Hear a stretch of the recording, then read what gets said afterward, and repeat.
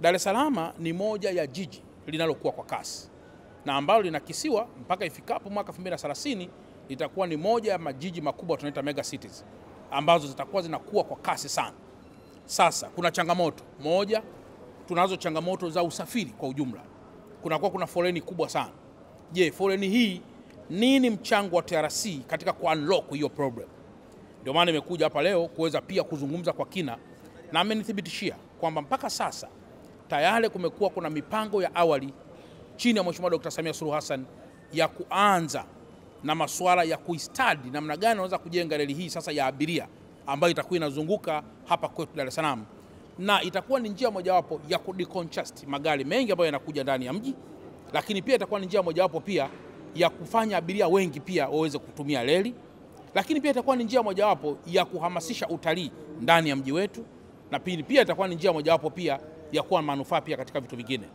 Kwa hiyo nimeendelea pia kumshukuru kwamba wazo la kuwa na reli ya kubeba abiria ya kisasa hapa ndani ya mji wa Dar es Salaam, hiyo ndio itakayoendelea kuprove kwamba Dar es Salaam sio tu jiji, lakini jiji linalokuwa kwa kasi na lenye miundombinu bora. Tumeona moja ya jambo ambalo pia linalalamikiwa sana wenzetu wa Kigamboni na wengine wengi ni malori mengi kuwa hapa katikati. Lakini je, tuyaondoe malori? Haiwezekani, kwa kuwa pia yameajiri wenzetu ambao wanapata ujira kwa sababu ya malori hayo. Kikubwa kilichopo ni reli ichukue mizigo bandarini, ipeleke pale bandari kavu Kwara, na baada hapo malori mengi yanayotakiwa kuchukua mizigo hapo kuelekea mikoani, basi mizigo waichukulie pale Kwara. Amenithibitishia kwamba mpaka sasa tayari kuna asilimia kubwa za ukamilishaji wa jambo hilo.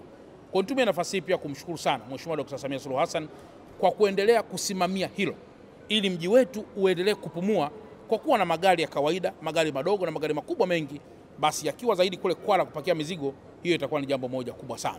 TRC upande wa Dar es Salaam iko salama sana, na kwamba abiria wote wanaopanda treni hii kutoka hapa Dar es Salaam kuelekea Dodoma ama kutoka Dodoma kuja Dar es Salaam wajisikie fahari na wala wasiogope kwa jambo lolote.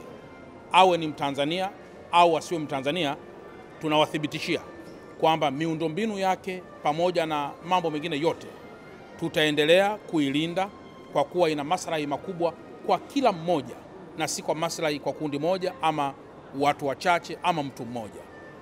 Lakini jambo la pili, nimekuja kumthibitishia kwamba mimi mkuu wa mkoa wa Dar es Salaam, mkuu wa mkoa wa Pwani ndugu yangu Abubakari Kunenge, mkuu wa mkoa wa Morogoro ndugu yangu Malima, mkuu wa mkoa wa Dodoma ndugu yangu Rosemary Senyamule, wote kwa pamoja tumekuwa na vikao vya mara kwa mara vya kuhakikisha kwamba kuna usalama katika korido hizi zote ambako reli hii inapita. Kama Mheshimiwa Rais alivyotoa maelekezo kwenye hotuba zake na ahadi zake wakati wa uchaguzi, sisi kama TRC tayari tumejipanga na Mheshimiwa mkuu wa mkoa ameshuhudia kwamba tulishakamilisha hatua za awali za upembuzi wa mradi huu na tunaenda kwenye hatua ya pili ya mradi huu, na ifikapo mwakani tutaanza hatua ya ujenzi wa reli za mjini.